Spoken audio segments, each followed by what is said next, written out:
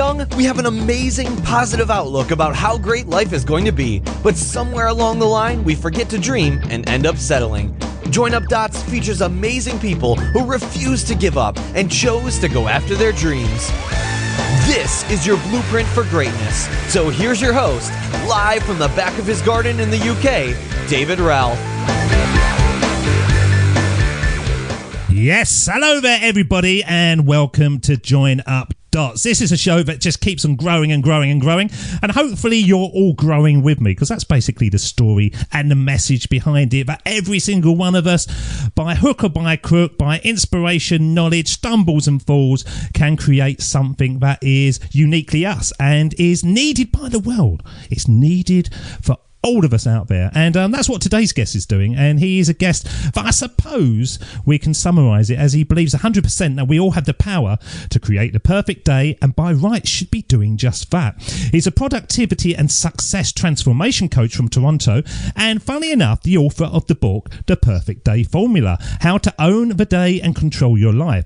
Now, he's been a contributor to Men's Health magazine since 2000, and his articles have also appeared in Women's Health, Oxygen, GQ, Maxim, National Geographic, Men's Fitness and Muscle and Fitness Hers, amongst many others, with many articles also being featured on Lifehacker and Telegraph.co.uk. But of course, the journey towards being known as the Godfather of fitness info marketing, that's a title and a half, starts with an understanding of what you enjoy most in life and then building a business around that love. We have to find the belief that there is more possible in our own lives before trying to change the world. And this was certainly the case with today's guest, who, like so many young men who now earn their living in the fitness industry, he found the love early in his life when he played a lot of sports day after day. The competition, the physical challenge, and of course the outright fun was what lit him up inside and made him want to do more and more. So he then focused his energies on weight training before realising that he wanted to be a strength coach in professional sports. He had found the starting point, or the dot, that had led to the amazing business that he has today. And if that is just one part of what he has become, as of course we all know that being fit is just one half of what makes us ready to tackle bigger and bigger challenges to build amazing success in our lives. The physical will always bash against the mental. So by setting your stall out every day to tackle the world in the right way, you're giving yourself an amazing platform to then become the version that you would want to be too. They work hand in hand to create a powerful force of self-improvement. But don't think that this is a dot-to-dot story that was a breeze from start to finish, as our guest has had to overcome many obstacles on his journey to success, even tackling his toughest battle with crippling anxiety attacks that could have stopped everything before it began. So looking back on his life, was he lucky that he found the thing within himself to build a business around, or is this just a doorway that most people have waiting for them to walk through if they only work on asking the right questions? Well, let's find out as we bring onto the show to start joining up dots with the one and only Mr Craig Ballantyne. How are you today, Craig? Very, very good. Thank you so much, David. It is lovely to have you here, sir. So I'm going to cut to the chase.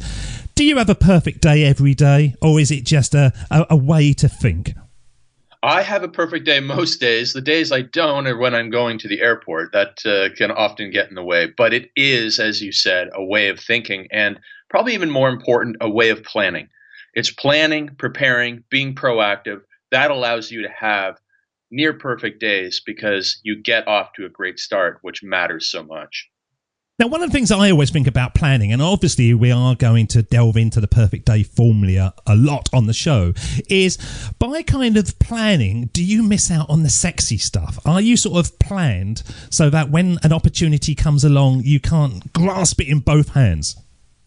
No, because what you're doing is you're planning for the stuff that you have to do anyways. You're planning for the day so that you have freedom in the evening, so that you are free to take advantage of what the world brings to you. Now, most people, what they do is they don't plan ahead, and they end up, working late or working into the evening or having to check their phones late at night, and they always feel like they're working. But if you plan ahead, the whole purpose is to have more structure, get more done, make more money, get home on time for dinner, and be present with the people you love at night. Now, I'm a great believer in productivity, and I have two mantras to life. I don't know if they're mantras, but they're things that I focus in on. Number one is the 80-20 principle. Big believer in that. And also Parkinson's law as well, where you compress the amount of time that you've got available to do a task to allow yourself the time time off.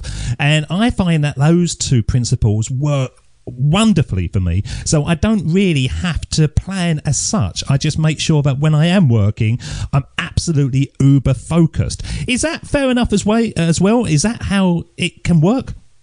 Absolutely. I mean, I love that you brought up Parkinson's Law. It's my favorite part of Tim Ferriss's book, The 4-Hour Work Week. And it's really about setting those deadlines. You get things on your calendar, you set the deadline, you get it done.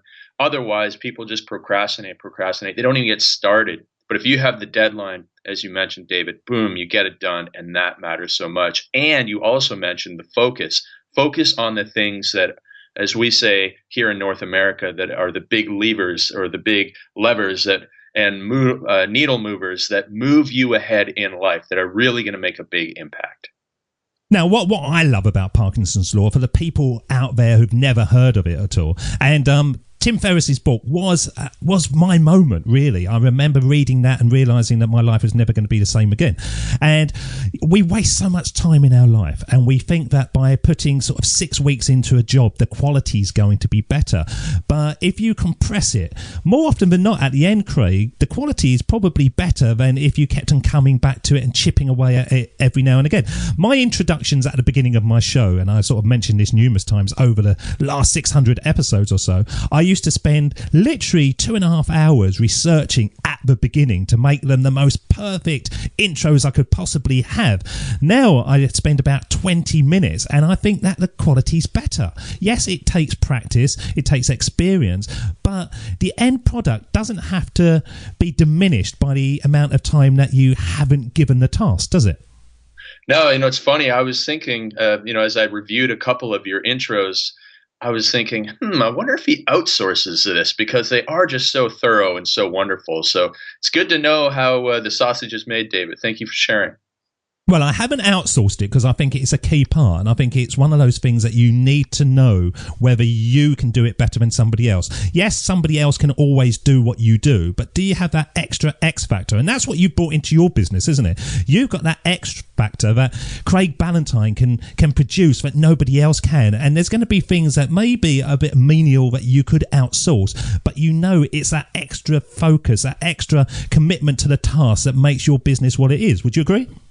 Yeah, absolutely. I mean, I know that I could never outsource my connecting, which is one of the biggest things that I do in my business. I'm sure I could have people, set up and making the initial contact, but that's not the way I like to be contacted. It's not the way I like to operate. And so I, like you, will probably never outsource those intros. I will never outsource my connections to other people, my reaching out. Now, let's go back in your life, because it's a fascinating story. And the more you sort of look at you, the more you kind of think, was this the life that was waiting for you, or did you go out and find it? Because you did start in a kind of, I suppose, normal environment. You like sports. Most kids growing up like sports. But you went that one step further, didn't you? You went that one step further where you started to think bigger. It wasn't just fun, it was something that you could give back. Was it a work in progress? Was it something that was just waiting for you, or were you lucky? I think it was almost a detour. It was almost a detour from what really is what I should be doing, which is the transformation, which is helping people change their lives physically, mentally, financially, and emotionally, which is the track that I'm on now. And it really, I guess you would say, the sports training was the gateway, the gateway drug into the transformation world. But it wasn't where I really should have been spending my life. And I didn't end up spending more than a couple years there. But it was the thing that allowed me to realize, aha, here's where I should be. And it gave me such a great background and foundation of knowledge that helps me every single day in what I do. So tell the people what you do out there. For the people that are listening who've never heard of you, give us an idea of your day and how you bring income and, of course, provide value to the world. Right. So I'll just go back and quickly mention that, when I was thinking of being that strength and conditioning coach in it was actually the National Hockey League, to be specific. That was my goal and dream. Then I stumbled into the opportunity of writing for Men's Health magazine, which I'm sure most of your listeners have heard about. It's the biggest fitness magazine in the world, and I got an opportunity to write for them and help the average Joe to transform his life with regular workout programs and articles in the magazine. And I loved that, and then started selling my own products online in 2001. And so that's how my business really runs today. But I also have a second business that is about productivity, time management, personal development called Early to Rise. And so I do a lot of content creation for those sites. I do a lot of connecting. I do a lot of interviews, both interviewing other people and then being interviewed to promote my book. And I also interview people to be on our team. And we have a team in Denver that puts all our content out, and we publish a couple other people. So really we're, to make an analogy, we're like Beachbody, the company that publishes P90X and Insanity. We also publish cookbooks and yoga programs. We essentially are getting information out there to help people change their lives in a positive way. And that is the business that I help run today. So is it sort of, did you help yourself before you help the world? Is that the way that it operates? Do you need to find your thing, become a better version of your thing until you believe totally that, yes, this is worth sharing with the world? Is that the quickest way to success? I don't think that you have to totally change. You have to be in the mindset of it, because I'm still not done changing. And I've been at this since, I was 16 years old and realized I had a bad temper and tried to improve myself. That's where my personal transformation journey started. And also that's when I started lifting weights and transforming my body. But I'm still not an expert. I'm still not done. And so you can't wait until you're done or an expert or perfect in order to get started, which I'm sure, David, and I'm sure you teach people, just get out there and take action. So what the real thing is get some expertise. And once you're able to help somebody else, help them. By all means, don't hold back. Get out there and help people. But there is that mental thing, isn't there? There's that mental bridge that you've got to cross where you believe in yourself. And I spend so much time talking to people, and I'm sure you do, where I say, can you not see this? Can you not see how good you are, how good you're going to be, that you've got it already, but they just need something else? I used to say that it was Dumbo's magic feather. Do you remember when Dumbo could fly, but unless he had that feather in his trunk, he just couldn't? And then he suddenly realised, hang on, I don't need this feather. I'm a flying elephant. I can do what I want. And that's sort of what life is about, isn't it? We need that feather until we suddenly realise, hang on, we can do this ourselves. We flap our ears and off we go. Man, I think you just hit the nail on the head. This is the biggest hurdle for so many people that I coach today to get over. One of the things that we have in our business is a certified personal trainer program. And there are so many good people out there who are, just kind of dabbling in helping other people, but because they don't believe in themselves. Like you said, they don't believe that they're the person who should be out there. They see somebody else in their town or something who they think is fitter or more experienced, and they don't give themselves the credit. But you don't need anybody to give you the credit. You just, stuff that can help people. The majority of people out there know absolutely nothing, whatever industry people are listening, that they're in. If you're somebody out there who can help somebody improve their relationships or marriage or something. I mean, most people are really struggling in all of these areas in life, and they need somebody with confidence and expertise to come along, take them by the hand and say, hey, listen, let me help you. Just like you're helping people with podcasting, David. I mean, you didn't wait until you were the perfect podcaster. You got out there and you helped people. And I'm sure you've helped thousands of people get started. And that's what matters so much, is getting started, getting feedback, and then improving as you go along.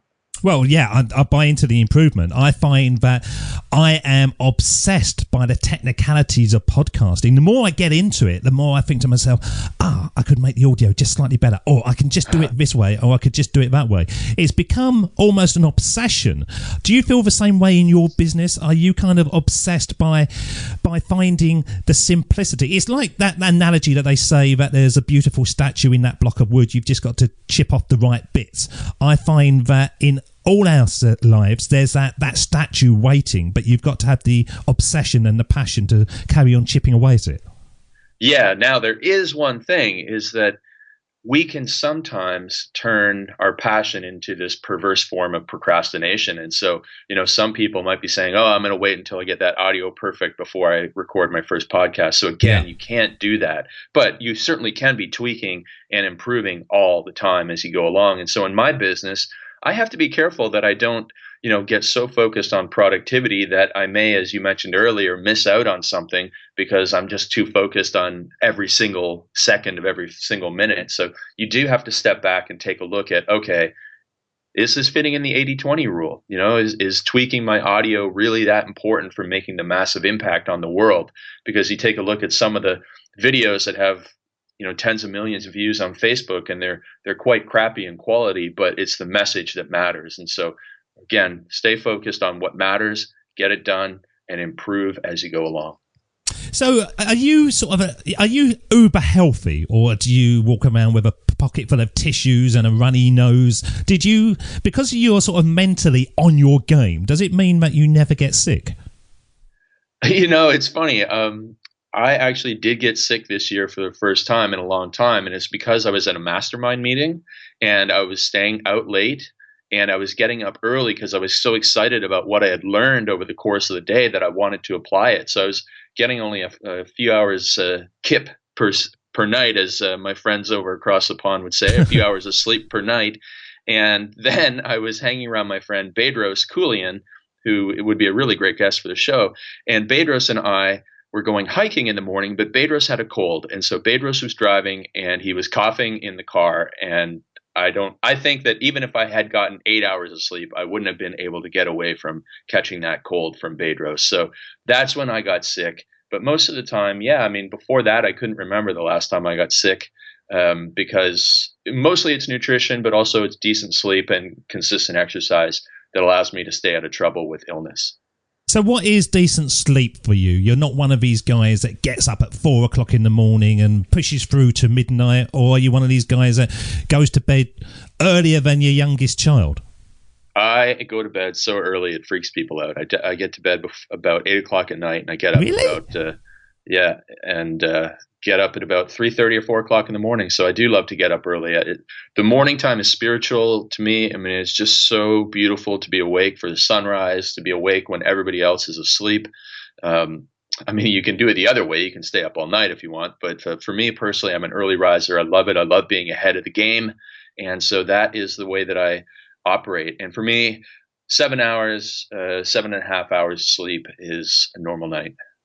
Because I went through a phase of trying to compress everything. I read, when you're online, and I saw you on the Authority Summit that Josh Denning and Tom Morkes actually hosted, and you were talking about sort of getting your sleep patterns right and going to bed at the same time as waking up and that. And if you're on the online environment, you look around all the time and you see one guy saying, what you need to do is go to bed at midnight and wake up 5 minutes later, and then an hour later do the same thing. And you've got all these kind of bizarre ways of operating, which generally don't fit into your life. So I thought to myself, well, I love getting up early. That's the good thing. And I've got a lot of work to do. So I go to bed late and then get up early. So I started going to bed at 12 and waking up at about 4:10. And for the first week, I felt brilliant, and I thought I'd cracked this master code. And then I found I wanted to have a sleep in the afternoon. I just found like my energy levels had sort of drifted off somewhat. And I'm still battling to find that optimized time for me, even though I know that the early mornings are what lights me up for those same reason. I like it when there's no one else around. I like going for a walk in the morning before anybody's up. It's harder in the winter than the summer. The summer is much easier to do.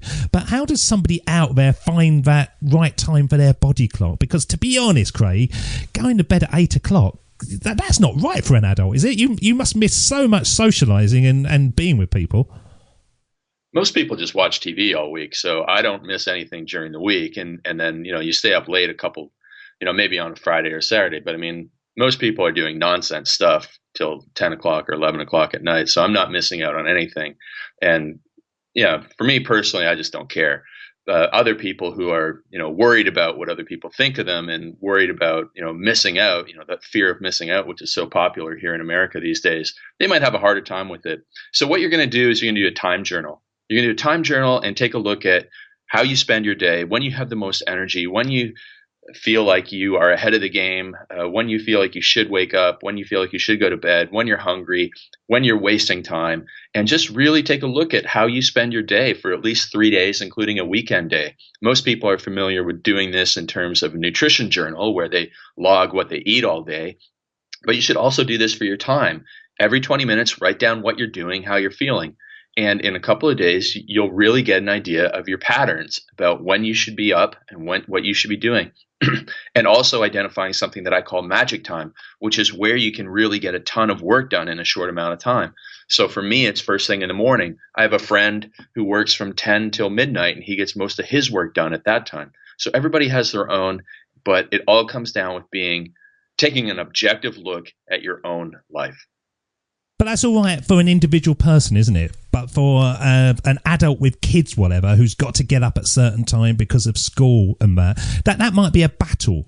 How would you sort of tackle that problem?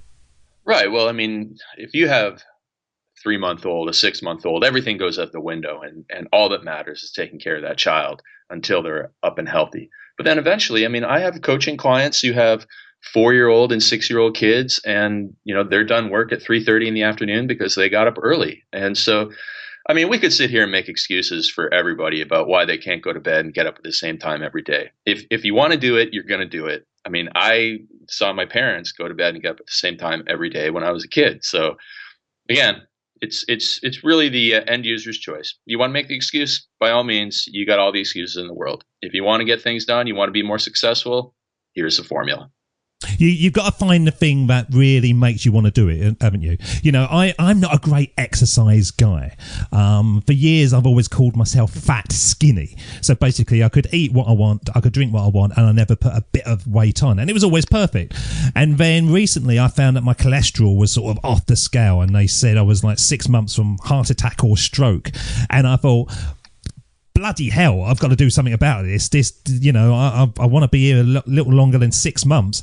And so I went for it, and I cut out all the fat in my food. I cut out all the potato chips, the crisps, anything that I thought was bad for me, I cut out. And I started walking as much as I could. And although the weight hasn't dropped off me because I feel like I'm at my sort of optimum weight anyway, I've got it back down. But I wouldn't have done that without having that absolute, you've got to do this, or it's the end in front of you. And that's what makes people take those choices, isn't it? When they can actually see that end product is required. But unfortunately in life, most of us can't see those results. We don't have that target to set, do we? Yeah, most people don't have that meaningful incentive. They haven't sat down and actually thought about what really matters in their life, which is something that I encourage everybody to do. Last week I was at a mastermind meeting, and Bill Phillips, the creator of Body for Life, and he owned the supplement company EAS, a very popular guy. He sold 6 million copies of his book, and he was telling us about a person who just came to one of his transformation camps. He was overweight, but he learned his wife needed a kidney. And this guy, he was dedicated to giving his wife a kidney. And so in 4 months, he lost 40 pounds. He didn't miss a single workout. He didn't cheat on his diet a single day because his wife's life mattered so much to him. And it just shows you what's possible when you, as you said, David, when you have that meaningful incentive in your life to go and make the change.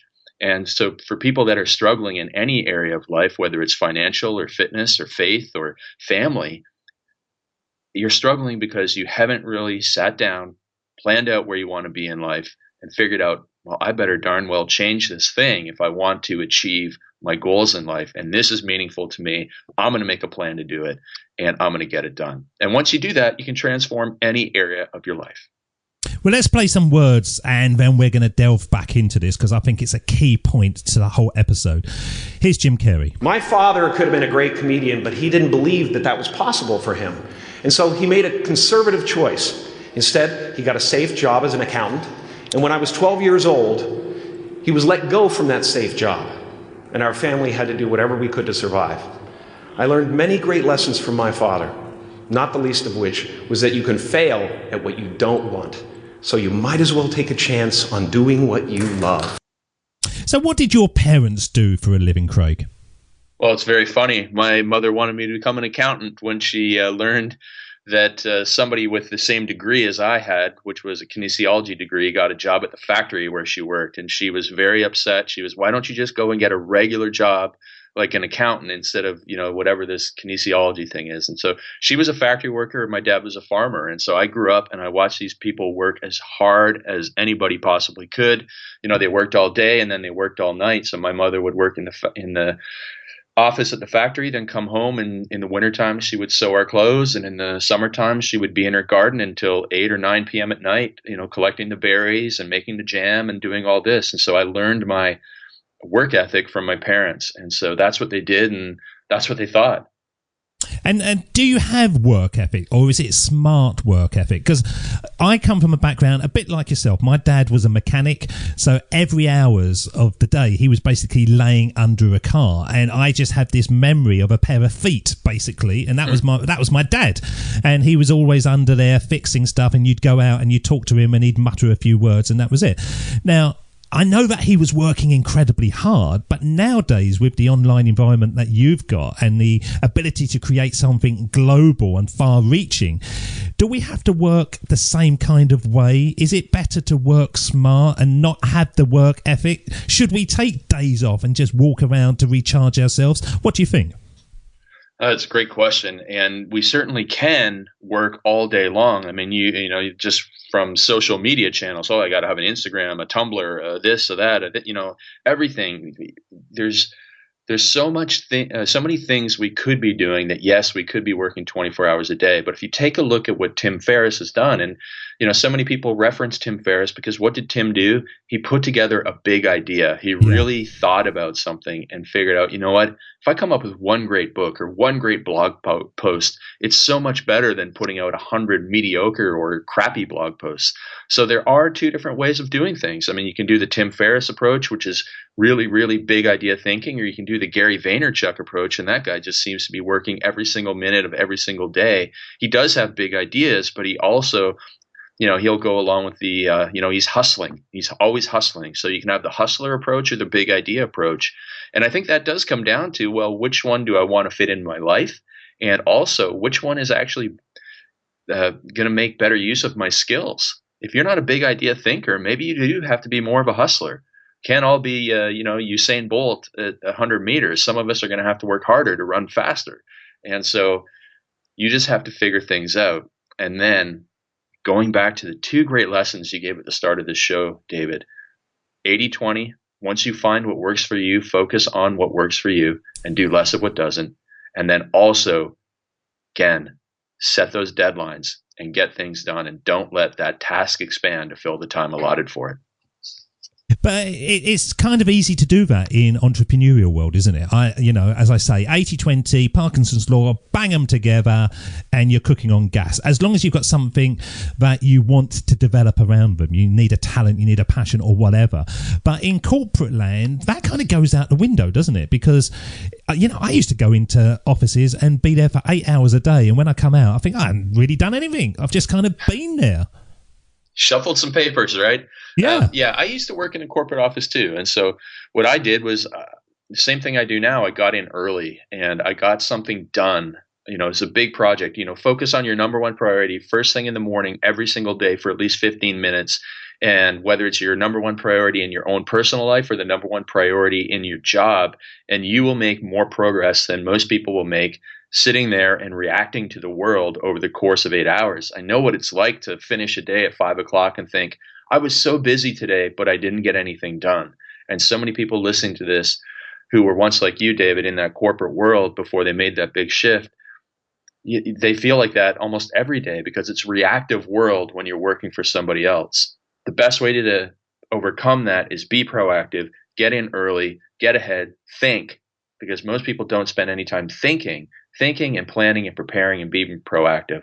And yeah, you can even do it in that corporate world if you prepare and plan ahead. So how did you plan ahead? How did you take, jumping back a bit, your idea of a fitness business and actually start it bringing income in? Because that is the sticky point, isn't it? Right at the very beginning, when you're not even working for minimum wage, you're working for no wage. And I've heard stories where people have worked for 4 years on something and haven't earned a penny, but they still keep on coming back to it every single day. And with Join Up Darts, I worked for probably 6 or 7 months, didn't earn a penny off it before it suddenly started taking off. And then, you know, it was happy time in my life. But at the very beginning, it was just a pure belief that it was worth doing. How did you get through that sticky point?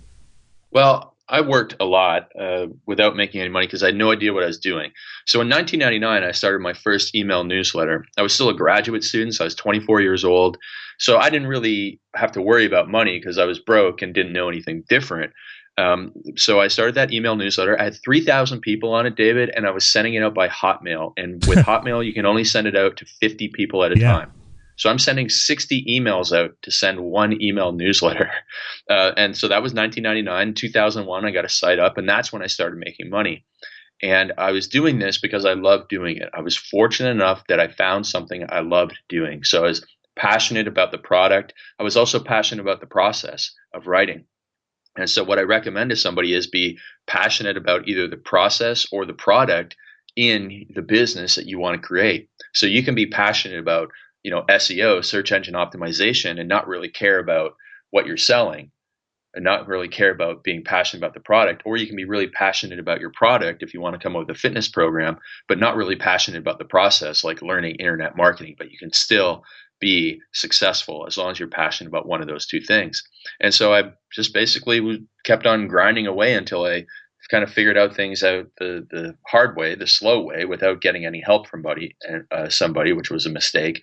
But I started selling things in 2001, 2003. It took off. 2006 was exponential increase. So it was a long journey for me, but I was pretty young and I was a little bit patient. And you do think it was a mistake by not investing in yourself or asking for help or networking in those early days, just trying to figure it out for yourself? Biggest mistake I ever made in business, for sure. So I was well networked with other people who wanted to do what I was doing, but I wasn't connected with a coach who had done what I wanted to do. It wasn't until 2006 that I actually did that. And was that scary time investing in? Because there's an element of pride, isn't there, that we can work it out. You know, we can do that. We can create the impossible on our own backs. So when you actually went, no, hang on, I need help, and the person said, yeah, okay, I can help you, and it's going to cost you X amount of pounds or dollars, was that scary time? It wasn't scary. I mean, I was just stubborn and cheap. You know, I'm half Scottish and half German, David. And so, you know, grew up poor on a farm. And so I didn't want to invest the money.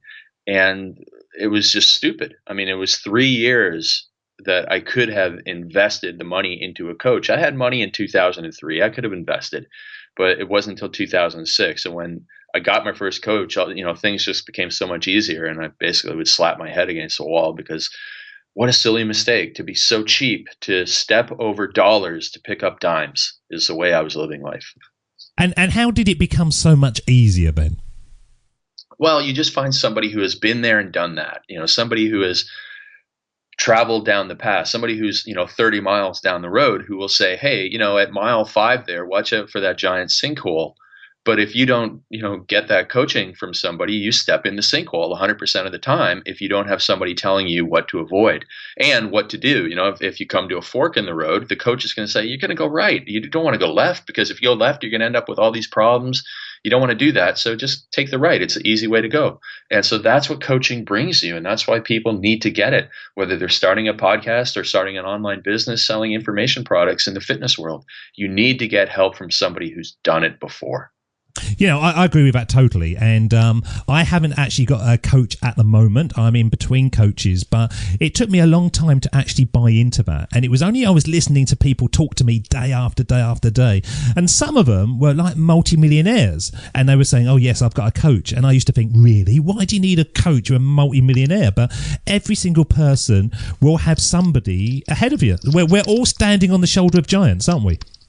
Well, I mean, everybody's got a coach in the professional sports world. So why on earth would we as business people think, you know, we don't need a coach? You know, like all Usain Bolt is doing is running in a straight line. Why on earth would he need a coach to become better at that? But that's why he's a gold medal champion, because he does have a coach who helps train him, who, you know, dials him back when he's doing too much or gives him advice, you know, when he's going into a competition. And so, yeah, we do all need coaches for the rest of our lives, we need coaches. Mark Zuckerberg has a coach out there in Facebook for business and for all these other things that he gets into. So we need one as well. So one of the other things that so many people get stuck with right at the very beginning is thinking that they need to create a new Facebook. They need to create the big global idea. How much of a difference is your product to other products? Can people find the same thing that you're doing around the world? Did you need to recreate the wheel? I think everybody can find everything for free on YouTube. I mean, I would be, shocked if you couldn't find how to do everything that you possibly want to do in life. It's all available for free on YouTube. And yet, why do people pay for anything in terms of information? The answer is because they don't believe that everything has been told. They believe that there are more secrets out there. They see somebody who's successful. They see somebody who has used, Joe's program, and they think, Joe must have the secret that I can't find on YouTube. So I'm going to go and buy from Joe. And so, you put your greatest stuff out there and you will help people because it's all in one place, which is another reason that people want to take action on your products and buy them. But that's the bottom line. Just get it out there, as we talked about earlier, because people need help. How do you find your market then, Craig? Is it as simple as you saying that you're putting your best work out there, people see it and then think, he's the man for me? Or is it big on marketing? We said in the introduction that you're known as the Godfather of, what are you? The Godfather of fitness info marketing. Did you come up with that, or did somebody give that to you? Does it work? Yeah, it's easy to remember, and people, it's pretty obnoxious too. But I didn't come up with it. It was a friend of mine, Vince Del Monte, gave me that nickname just because I was the first guy to do really big seminars about this in the fitness world, and I've been doing it for so long, and I have I know everybody in this world pretty much, and by nature of being the older guy in the group, I was given that moniker. And so I use that as the introduction, and a lot of people, spread it on their own. And, but going back to your question about the market, the answer is it's really helpful if you're coming from that marketplace. So it's called affinity. If you have been where your end user is and know the struggles that they go through, it's going to be very easy for you to sell to them. It's going to be very easy for you to communicate to them that, hey, I know exactly what you're going through here. For example, the woman who invented Spanx. Why did she invent Spanx? The support pantyhose thing. It's because she had a problem with it. And so because she was the end user at one point, it's become very easy for her to market that product, to sell that product, to grow that business. Now, if you're just going into a marketplace because you think, I'm going to go in there and make a ton of money, well, unless you're a really good marketer, you're probably going to have a very hard time with that, because that approach doesn't get people very far these days, because they don't know what the end user is feeling. And if you don't know what the end user is feeling, then in most cases, you can't clearly communicate the benefits of what you have to share with them, even if you have a pretty darn good product. Yeah, no, I agree with it as well. I've got a product called Podcaster's Mastery, and literally in the first year of creating this show, I was on my knees. It literally killed me because I just didn't have any systems or structure. I was making it up as I go along. Now I know literally 50 pain points, and that is what I resolve in the product, and it does help it sell itself. It is as simple as pain and pleasure, isn't it? We all like pleasure. Some of us like a bit of pain every now and again, but more often than not we don't, and that's how life is balanced, isn't it? Yeah, we want to escape that pain. So, someone's sitting there and thinking, I've got a computer, I've got a microphone, what more could I possibly need? And then they start that podcast and they do 20 episodes like nobody's listening. They're in a lot of pain there because they've sunken a lot of cost and time, and for whatever reason, humans hate to lose out on opportunity. They always want to throw more money after bad money, and so if you get involved in something, you want to figure it out. And so you're providing a really great service to people because you've gone through it all. And it's very much like that mentoring that I mentioned before, getting that coach. You want to find somebody who's been there and done that. And David, you've been there and done that for everybody who's starting a podcast. So if we take you back, because the reason you're on the show, obviously I wanted to talk to you, but also that you are the author of the book, The Perfect Day Formula. What kind of person would that book appeal to? What give us some nuggets in there that somebody could listen to and go, that's what I'm going to do. I'm going to go and buy that because that is my pain points. Yeah, so I would use the analogy of someone who feels like they're a race car stuck in the mud beside a racetrack, spinning their wheels. They're working so hard. They have this great idea. They just can't get traction. And then all they need is for me to come along, lift up those wheels and take them out of the mud and put them on that hard pavement. And then zoom, they go racing down the road. And that's what I've helped people do just by getting dialed in with their day. So if someone feels like they're that person who at 5 o'clock has done so much work but accomplished nothing, then they need to get the book, because the planning, the structure, the preparation, the little formulas that I have in there for getting the most done in their day, and also for getting a good night's sleep so that they can have a great day, everything's in that book and shows them how to dial in their life for success and dominate their path. I've just started taking cherry tablets, which I've never taken before. But as I say, I had this health issue that I've been having to deal with. And they apparently are amazing, cherries, for helping you with great sleep and fitness and God knows what. Yeah, they have a little bit of melatonin in them, so they're a natural source of melatonin, which helps people sleep. And then they're also great for anti-inflammatory properties, and so they really are a very, very healthy little fruit. And if you don't have cherries in season, then by all means, do as you are doing, David. Absolutely. Pop the tablets. No, I don't say that. Just be healthy. That's what we want. Well, I'm going to play the words now of a guy who created the whole theme of the show, Join Up Dots, back in 2005. These are words that we listen to every day. Gonna do it again. Steve Jobs. Of course, it was impossible to connect the dots looking forward when I was in college, but it was very, very clear looking backwards 10 years later. Again, you can't connect the dots looking forward. You can only connect them looking backwards. So you have to trust that the dots will somehow connect in your future. You have to trust in something, your gut, destiny, life, karma, whatever. Because believing that the dots will connect down the road will give you the confidence to follow your heart, even when it leads you off the well-worn path. And that will make all the difference. So, Mr. Ballantyne, are they words that resonate with you? Absolutely. Absolutely. Looking back, it's like, this is the path to take, and I'm glad I took it. And did you have a big dot in your life when you look back and think to yourself, yeah, that was it. That was a moment. That was a conversation that literally opened the door to where I am now? You know, it was a little dot that happened to me when I was 4 years old. I was riding in a car with my mother on the way home from town out to our farm. And I remember her looking very sad. And I mean, I'm 4 years old, so this is one of my very first memories in life. And I looked over and I said, Mom, what's wrong? And she said, you know, I was at my Weight Watchers meeting and I didn't lose any weight. And that stuck with me. So that was really what was driving me. It wasn't this interest in sports. It was this interest in transforming and helping people and not letting, you know, people have that pain on their faces because they failed. And so that was what was driving me. I thought it was sports that I wanted to get into, but it was that transformation that I always wanted to get into. So that was the very first dot on my journey that I can draw my line back to today. Have you ever sort of reflected on why that little 4-year-old kid felt that? Is it true to say that if you feel that at that age, it's just naturally in you and it's something that will light the fires of ambition and passion as long as you recall that you felt that at that age?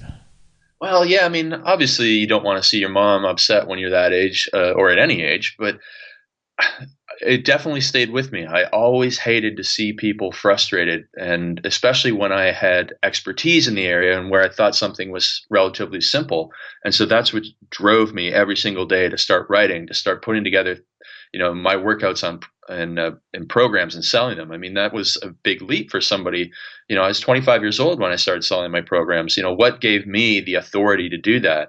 And it was because I believed that I had the right answers for people. I knew that I could help them and remove that pain and frustration. And so that has been what's been driving me. And yeah, that really can stick with you and help you succeed over time.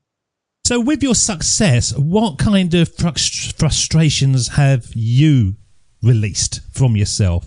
Where has your own personal transformation come from? You know, we mentioned it in the introduction that you had anxiety as an early person. You don't sound anxious at all. Is that part of your transformation? Did you actually have to heal yourself by healing the world? I would say that I have always been trying to heal myself, and by learning new things, it's allowed me to heal other people. I do a lot of work on myself, so I was very, as you mentioned, I had the anxiety, relatively introverted person, somewhat blunt with people in the past. So I've learned to be more patient. I've spent time in meditation to help me with overcoming the anxiety and just slowing down because when somebody gives a presentation that's 20 minutes long, I just want the 2-minute version. And so I have to be cognizant of that when I'm having a conversation with somebody and not cut them off. And so patience has been basically the word of my adult life, learning how to be more patient. I remember when I was signing up for the Big Brothers program.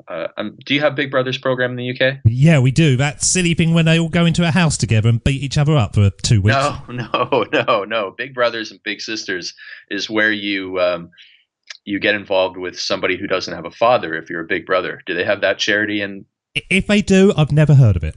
Okay, so Big Brothers and Big Sisters is big in North America. And so as I was signing up for that, I was applying for that, and you have to get references from 3 people. And one of the questions on the reference letters is, what's this person's greatest fault? And my mother told me that what she wrote down was that I was a very impatient person. And so that's the way I was when I was younger, and I've become better at it through time by transforming myself.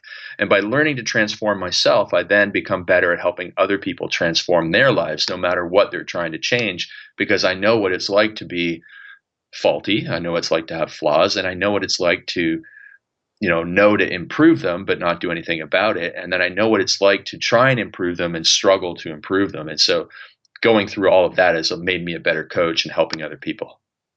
Well, just before we send you back in time on the Sermon on the Mic, what's in front of you? If you're converting those dots into stepping stones, where's the next ones where your feet are going to land? I need to become, again, a better coach. And the more I become a better coach, the more I can help people in my Perfect Day coaching program. So we have small group coaching about how to implement this. And then I have very high-end executive level coaching for this, where people come and spend an entire day with me and I walk them through it. I take them and we identify the rules, their systems, their structure, so that they have freedom in their life and they concentrate on what counts. And so over time, I just need to become better at that. It's almost like being a bit of a therapist, really, by extracting, okay, here are someone's struggles. Here's the system we're going to use to overcome that. And so I just need to continue to learn about myself and continue to learn about coaching and to continue to become a better communicator. That's the way it builds, isn't it? You find your thing, you start stumbling around, but then when you want to get better and better and better at it, you found it, haven't you? Yeah, I'm very lucky to have found it. I thought I found it when I was 18 and 19. So even then I thought, hey, I'm lucky. I know what I want to do with my life. And it has evolved just as most people's lives will. They're going to take so many changes. You might not be doing podcasts in 5 years, David. You might be, have your own TV show or something just because of the way things evolve and the way that you're helping people. And so you just have to grow with it and go with it. Well, at the moment, I honestly think in 5 years, 10 years time, even if I've got my own TV show and I'm in movies and I'm sleeping with Jennifer Aniston and all those kind of things that come with global success, I still think I'll be on the mic. I don't think that you can beat this, Craig. Oh, I think you found it and you're great at it. And I really enjoy doing this. Well, this is the bit of the show where we're going to send you back on time to have a one-on-one with your younger self. And if you can go back in time and speak to the young Craig, what advice would you give and what age would you choose to? Well, we're going to find out because I'm going to play the theme tune, and when it fades, you're up. This is the Sermon on the Mic. Ooh,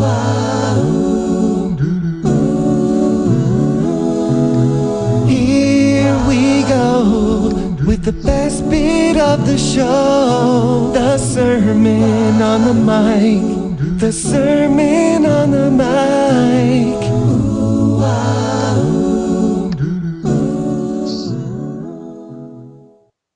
So I'm going to go back into 2004 when I was 29 years old, and I'm going to say to myself, listen, it's time to stop screwing around, Craig, because you are almost 30 and you are living a bit of a hypocritical life. You are going out late at night on Saturday and Friday night, staying out till the time you usually get up during the week when you go and you train your clients downtown Toronto. And this is not going to end up well.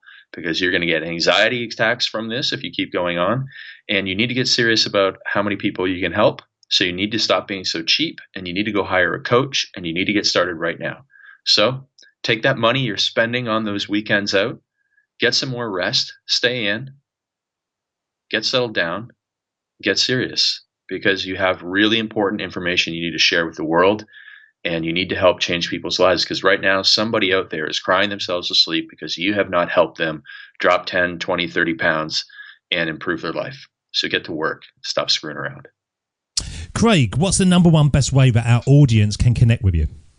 Twitter.com/Craig Ballantyne. That is the fastest way. I'll check in there a couple times a day, and if people want to send me a little note, we can start the conversation that way. We'll have all the links on the show notes. Craig, thank you so much for spending time with us today, joining up those dots. Please come back again when you have more dots to join up, because I do believe that by joining up the dots and connecting our past is the best way to build our futures. Mr. Craig Ballantyne, thank you so much. Thank you so much, David.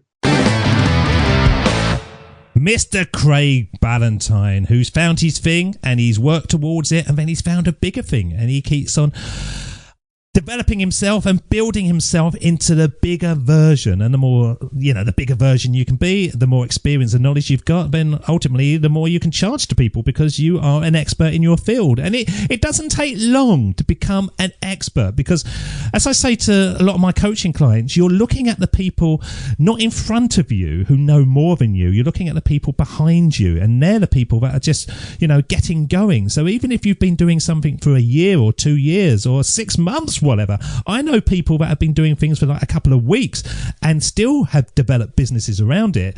You can do. Just look at the people around you that don't know the knowledge, not the people that do know the knowledge. Seems simple, but that's the way it is. Thank you so much for listening to this episode of Join Up Dots. We're going to be back with you very, very shortly with some more in-depth conversations, some nuggets of gold, and of course, a little bit of me too. Thanks very much. Cheers. Bye-bye. David doesn't want you to become a faded version of the brilliant self you were once to become. So he's put together an amazing guide for you called the 8 Pieces of Advice that every successful entrepreneur practices, including the 2 that changed his life. Head over to joinupdots.com to download this amazing guide for free, and we'll see you tomorrow on Join Up Dots.